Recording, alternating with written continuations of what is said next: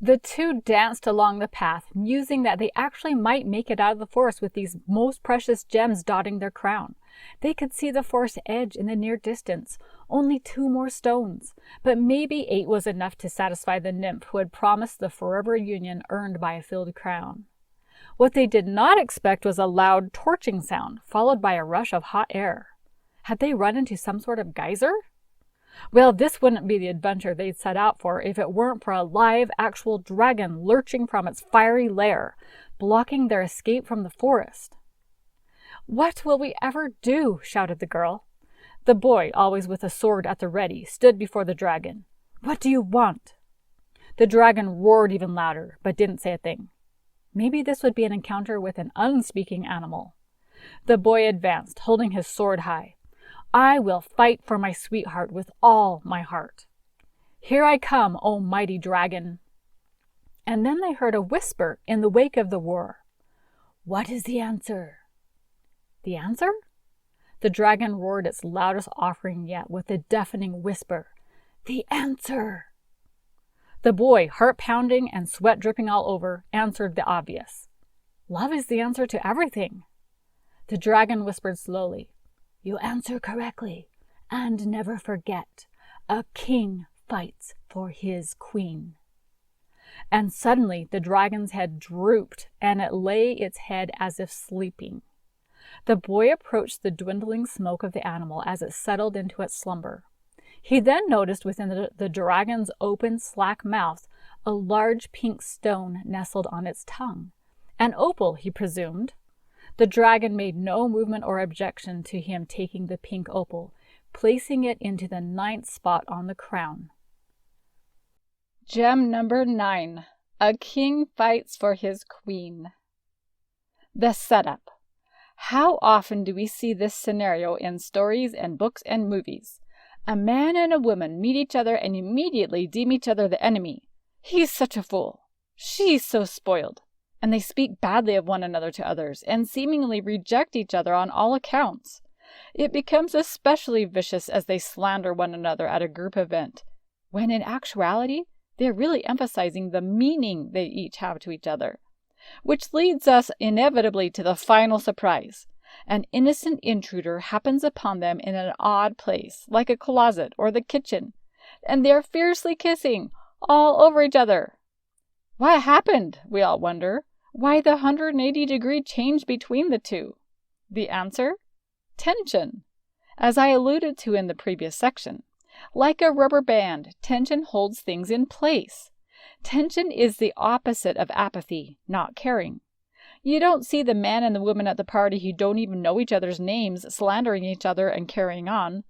And I'm not saying the dramatic tension has to happen for a relationship to spark, for oftentimes it's all lovey-dovey romance, as we've all often seen. But there's something about warrior chemistry. This is a dominantly yang or outward aspect, a masculine attribute, though both male and female certainly wield it at times. Warrior chemistry is all about manipulating your inner power to fight for that which you truly desire. It's obviously used in wartime. It's the mama bear. It's adrenaline when any attack is on. It's protecting your country, your land, your loved ones. It's based on deep-seated values, such that it needs little prompting to emerge. That deep-seated value is often fighting for any kind of freedom, fairness, and of course, survival. When that initially sparring couple complaining that he's such a fool and she's so spoiled eventually come together in that ecstatic tension, their warrior chemistry has sprung. Such it is that a king will fight for his queen.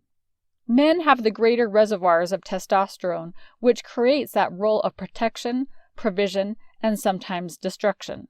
A queen who nurtures herself allows her king's protection, not that she always needs it, but that she accepts it as it improves and expands on his commitment to her. Studies even show that a man is wired physically for protection and a woman is wired for connection. In a day of fierce equal rights, though we still aren't there technically, women would do well to let go and let her man win her. Let her man fight for her well-being. Let him be knowledgeable, strong.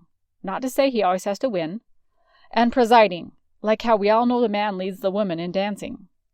I fully support the man and the women acting equally in marriage, but there is certainly a place we neglect to let the man be her defending king. This is to say he sometimes helps her fight for herself. That's his role, fighting for the right. If she's given up on herself, he builds her up, protects her, and encourages her to follow her heart and be strong where she needs to. He knows her enough to know she needs help fighting for what she truly desires.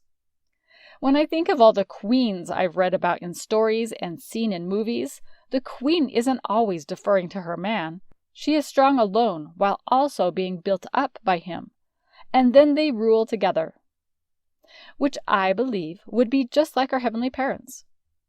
What follows are 12 characteristics we learn about how to model our heavenly king and queen. This list is from the book, In the Image of Our Heavenly Parents, A Couple's Guide to Creating a More Divine Marriage by Krishna Spalding, Finlayson Fife, Hanks, and Mansfield. So, the 12 principles for creating a more divine marriage are 1. We co-create a mutually empowering vision for our partnership. 2. We celebrate the strengths in each partner. 3. We invest in growth, our own personal growth, the growth of our partner, and the growth as a couple. 4. We share spiritual stewardship of our family.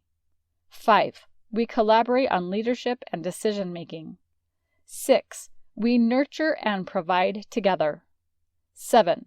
We honor all contributions as equally valuable. 8. We access and utilize family resources equitably. 9. We address problems and resolve conflict respectfully. 10. We prioritize fun and friendship in our partnership. 11. We create mutual physical pleasure and nurturance. And 12. We find joy in the divine pattern of our heavenly parents.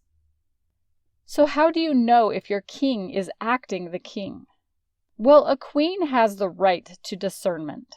He may say all the right things and do all the right actions, but here's what makes the difference.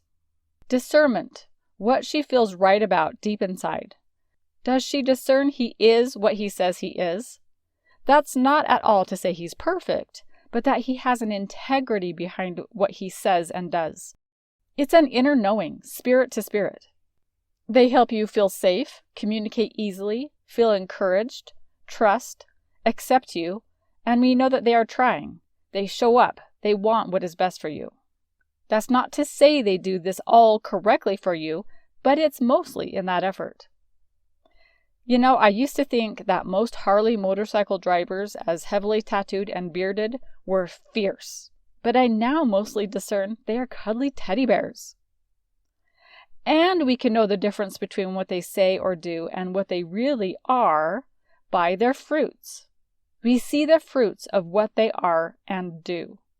Matthew chapter 7, 16 through 20 says, Ye shall know them by their fruits. A good tree cannot bring forth evil fruit, neither can a corrupt tree bring forth good fruit. Wherefore, by their fruits ye shall know them. Jesus said, a good tree will always produce good fruit.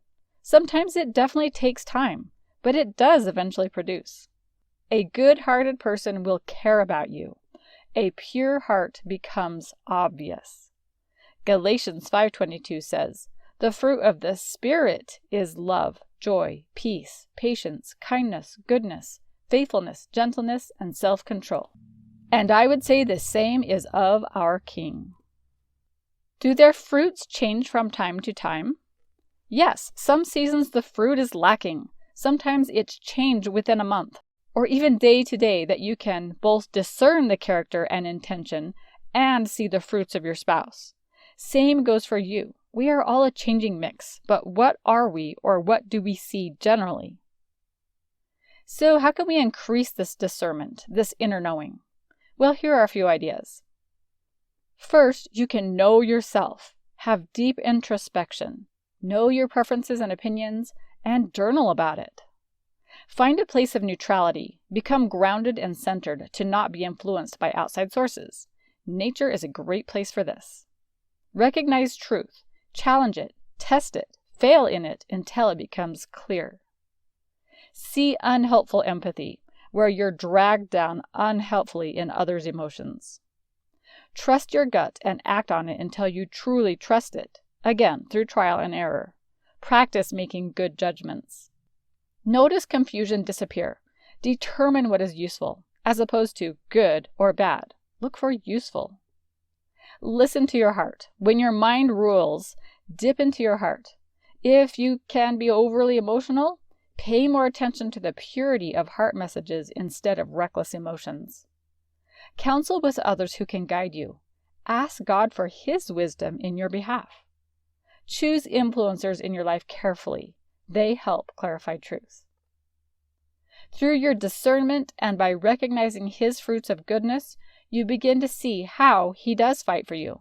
And if He doesn't, maybe apathy has set in, remind Him why He wants to fight for you, His beloved. Be the queen He wants to fight for. So I issue you the 30-Day King Challenge. For the 30-Day King Challenge, each day write down how you saw your king treating you like a queen. Remember, what you focus on grows. Now for a date and dessert idea. Watch a Disney movie together with a king and queen. There's The Little Mermaid, The Lion King, Cinderella, Tangled, The Princess and the Frog, Moana, just to get you going. And for a dessert, a royal brownie sundae.